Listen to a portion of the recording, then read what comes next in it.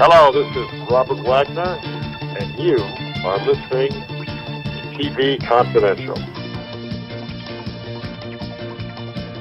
Ed Robertson, welcoming you back to TV Confidential Radio Talk Show about television. Very happy to welcome back our friend Stefanie Powers. Stefanie Powers, the actress known around the world as Jennifer Hart on Hart to Hart, not to mention April Dancer, the girl from U.N.C.L.E. Calendar year 2025-2026 marks the 45th anniversary of Hart to Hart, while 2026 also marks the 60th anniversary of the girl from U.N.C.L.E. Stefanie Powers, also the founder and president of the William Holden Wildlife Foundation, a nonprofit organization Stefanie established in 1982 in memory of her longtime life partner that continues and furthers William Holden's conservation work in East Africa. The United Nations recently honored Stefanie as an agent of change in recognition for her work with the William Holden Wildlife Foundation. The UN honored Stefanie for inspiring others, sharing her wisdom and experiences to motivate and empower others to pursue their dreams and make a large-scale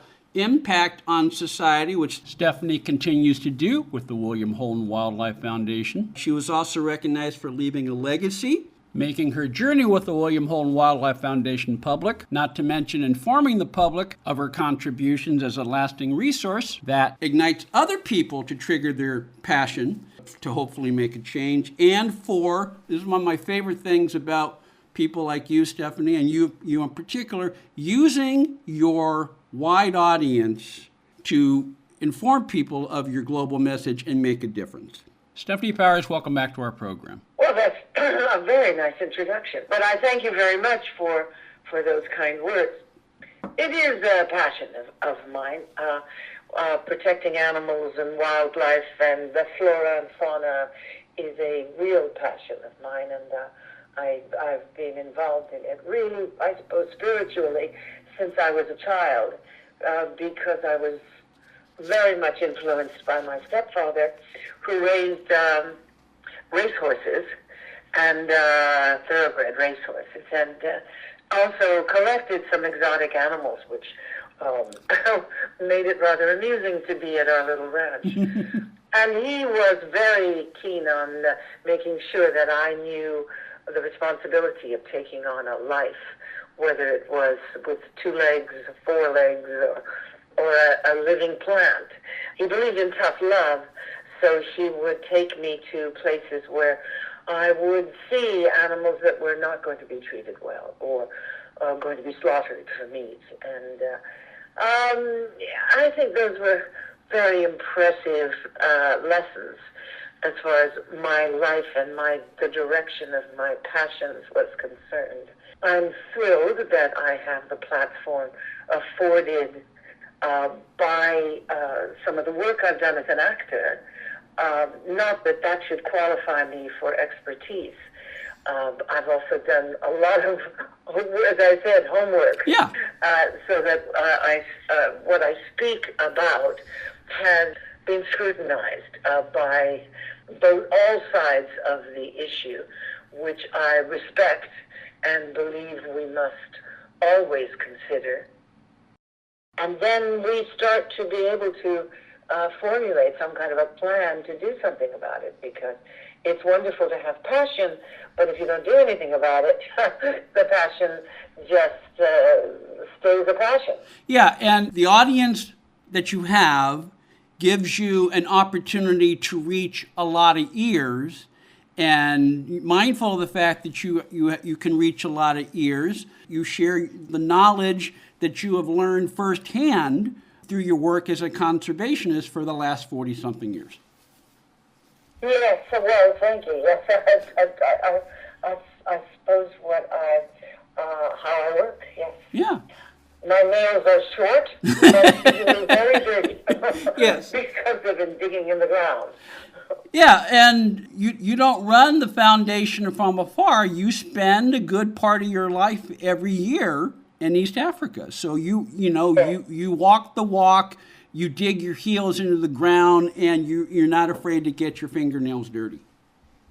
No, that's been my life. Yes, that has been your life. If you want to learn more about the William Holden Wildlife Foundation, whwf.org, whwf.org.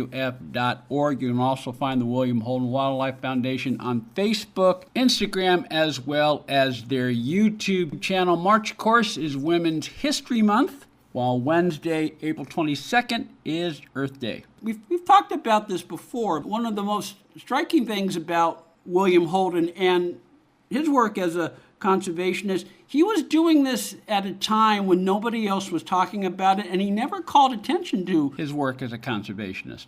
No, he never wanted to, in his words, capitalize on it for personal publicity. I'm very well aware of that as well, and so that's why it's called the William Holden Wildlife Foundation.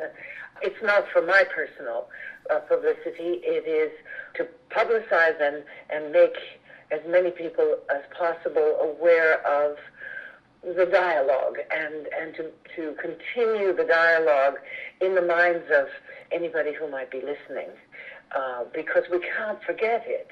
It is our support system. We live on a planet with finite resources that we are squandering as if it's going to be available forever and ever and ever. We can't hear enough about it. That sounds like really bad news. And there's a lot of bad news in the world of wildlife conservation. But if we don't do something about it, we can't change that bad news into good news. And there are wonderful people working in the positive and doing extraordinary work to prevent the loss of further biodiversity, which we depend on as a planet. We need to have all that biodiversity in order to have the oxygen to breathe. Every time we cut down a tree because we don't like where it is, we have reduced our immediate environment by the resource that tree provides, which is oxygen. And as far as we know, we, as the greater we, there are no other planets in our immediate vicinity that have oxygen. So maybe they have tiny, tiny remnants of what might have been oxygen, but we can't breathe there. So how are we just going to keep falsely manufacturing environments that we can survive in? If so, we're running out of space to do that. We're running out of space and compatibility of humans in order to be able to do that. And as I said before, it's our fault. We can't point the finger at anybody else. No, we can't.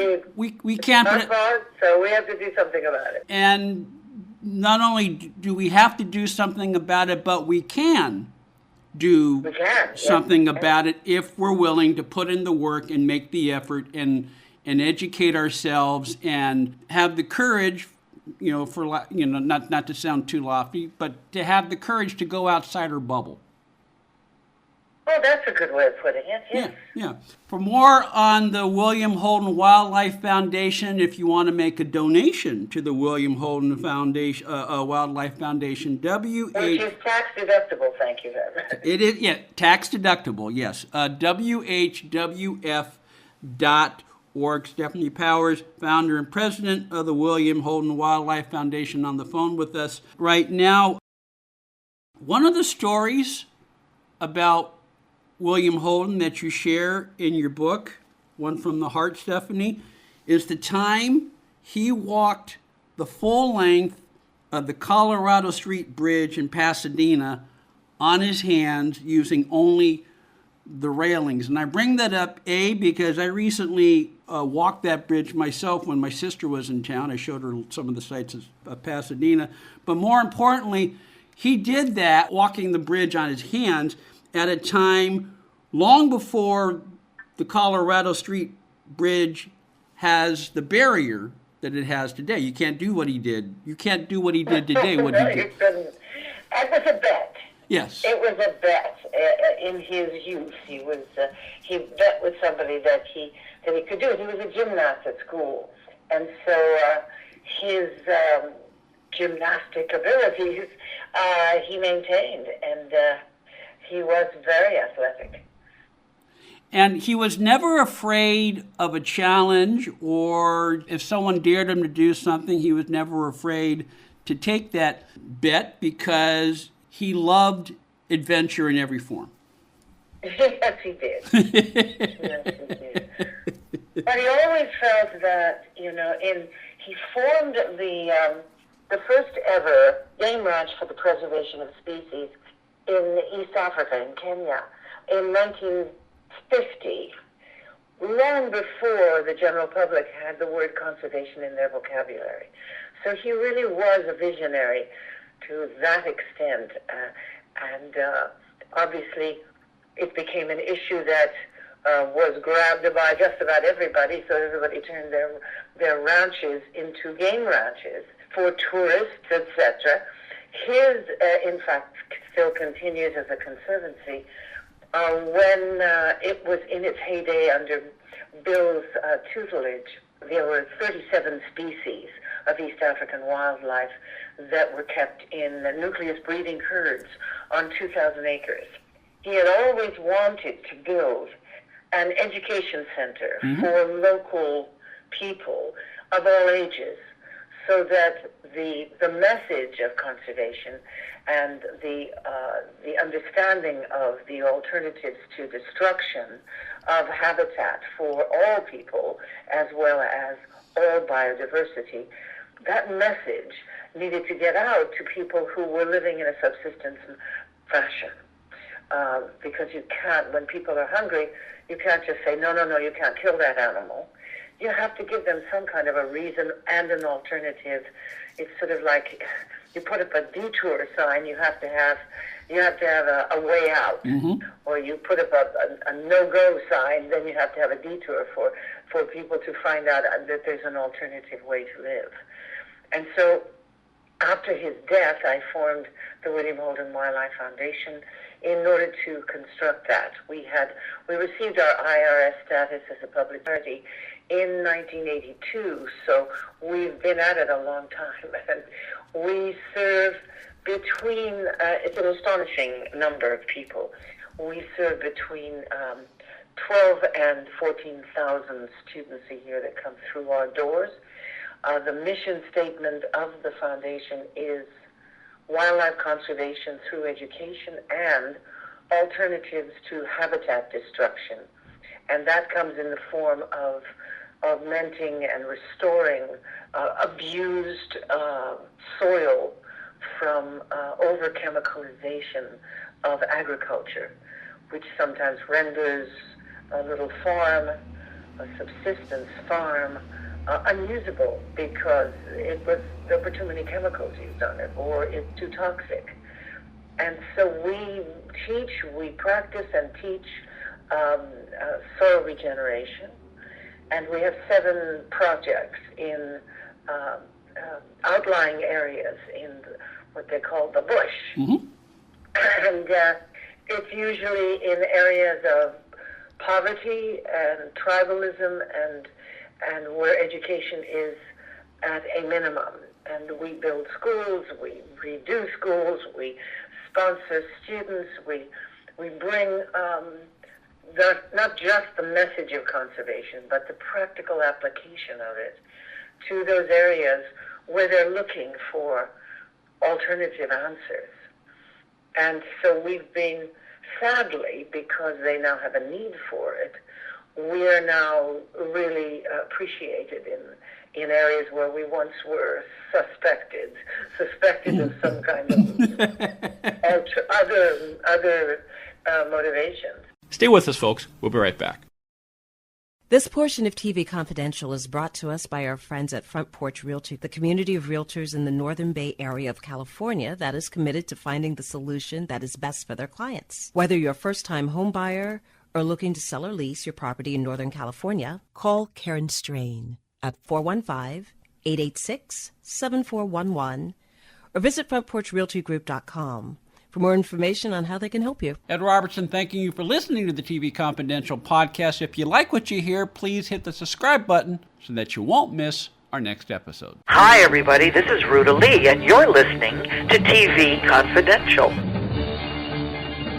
Stefanie Powers is on the line with us. Stefanie Powers, the actress known around the world as Jennifer Hart on Hart to Hart, and the founder and president of the William Holden Wildlife Foundation. The United Nations recently honored Stefanie as an agent of change in recognition for her passion and for her work with the William Holden Wildlife Foundation. She is also featured in a new anthology eBook called Vision for the Future, capturing inspiring stories from leaders and changemakers. Vision for the Future, available for free at visionforthefuture.ai. If you want to learn more about the William Holden Wildlife Foundation, if you want to make a donation to the William Holden Wildlife Foundation, whwf.org, whwf.org. You can also find the William Holden Wildlife Foundation on Facebook, Instagram, as well as the WHWF YouTube channel. Last but not least, if you have not already done so, Stefanie's memoir, One for the Heart, still available, Amazon.com, wherever books are sold online. While Stefanie shares great stories about her career in show business, her book is really the story of her 9-year relationship with William Holden and the many ways in which Holden fuels Stefanie's lifelong passion for travel, adventure, animal preservation and protection, and for life itself. Stefanie, we mentioned earlier that both Hart to Hart and The Girl from U.N.C.L.E. are in the midst of celebrating milestone anniversaries. While most of our listeners know you best for your work in television, you began your career as a film actress. How did you segue from movies into television? Oh, well, my career went back into the last days of the studio system, under contract to Columbia Pictures. And when I was 17 years old, I did my first film for Columbia. In those days, the studio system was being divested. The United States government had decided that the studio system, where they made the movies, they owned the distribution, and they owned the cinemas, the exhibition, was a monopoly, sort of like Netflix. Yes. Sort of like these monopolies that we have now that are never called monopolies, but they indeed are. So as a result, the studios had to divest themselves of their monopoly. And part of that monopoly included all the people they had under contract. They had a contract system where they took young people and groomed them, offering them all sorts of offering me and others like me all sorts of education. We learned whatever we needed to learn for a part. We also studied with wonderful acting coaches, and it was a real finishing school. And in that finishing school, I had access to extraordinary actors and wonderful roles. And they put me in 15 motion pictures. And then it got to a point where over 5 years. And then at that point, there was pressure for them to divest themselves of their contract players. So they owned my contract. They had 2 more years on my contract. It was a 7-year contract. And I was sold, my contract was sold to MGM Studios to do a television series called The Girl from U.N.C.L.E. Not only was it my first television series, but it was the first time an actress, a female lead, had been featured in an hour-long television series. So that was kind of something that we didn't spend much time on or publicizing it at the time, but certainly years later somebody came from PBS and said, we're doing a special on pioneers of television. Would you be interested in joining us? And I said, well, I'm hardly a pioneer. And they said, oh, no, Girl from U.N.C.L.E. was the first time, etc. And I never realized that. Yeah. Indeed, it was. So I was privileged to have that honor. And then I went on to do more movies and plays, and I have an active theatrical aspect to my career. Very much so. So I've been very lucky that it's all gone on for all these years and continues. So there's somebody out there wants to see me, and I'm very, very pleased and very happy about that. The last time I chatted with you, speaking of your stage career, you were getting ready for a benefit performance of Love Letters, which benefited the William Holden Wildlife Foundation. Do you have other benefit performances in the works that you want our listeners to know about? Well, we're talking about some for next year of the same play because it's such a crowd pleaser. Mm-hmm. And I used to do it. In fact, we did almost 500 performances of it. Robert Wagner and myself, in between the time that the television series, the weekly series of Heart to Heart went off the air, and the 2-hour movies for television went on the air. We would go out every once in a while and do a tour of the country. We also opened it in places like London, in Canada, in Australia. So we did it all around the world, but now he's 96, and he doesn't want to go out anymore. And so I ran into a great friend of mine whom I had done a movie with a long, long time ago, John Wayne's son, Patrick. Yeah. And I asked Patrick if he would do it with me for this benefit performance for the foundation, and he agreed. He was such a good sport. And it was very successful. People really liked what we did together and our chemistry. So we are talking to other theaters in other cities to see if we can book a little bit of a tour that will benefit the foundation as well as us. Well, we're heard 3 times a week in the greater LA metro area, plus we're heard in about 30 markets other than Los Angeles. So we reach a lot of ears, and the next time you have a benefit of Love Letters in the works or any other benefit performance you want our listeners to know about, I hope we'll have a chance to talk about it again on TV Confidential. Oh, I hope so. That would be really helpful because, filling those seats is what it's all about when you're doing a benefit. To learn more about the William Holden Wildlife Foundation, if you'd like to make a donation to the William Holden Wildlife Foundation, WHWF.org, WHWF.org. Your donation is tax deductible. You can also follow the William Holden Wildlife Foundation on Facebook, Instagram, as well as on YouTube. For more on Stefanie Powers, StefaniePowers.com. Stefanie Powers, I always appreciate chatting with you, and I look forward to our next conversation. Me too. Be well. Now you can fly anywhere in the world and pay discount prices on your airline tickets. Book a flight today to London, Paris, Madrid, or anywhere else you want to go. And pay a lot less guaranteed. Call the International Travel Department right now at Low Cost Airlines. 800-222-0511. 800-222-0511. Again, that's 800-222-0511.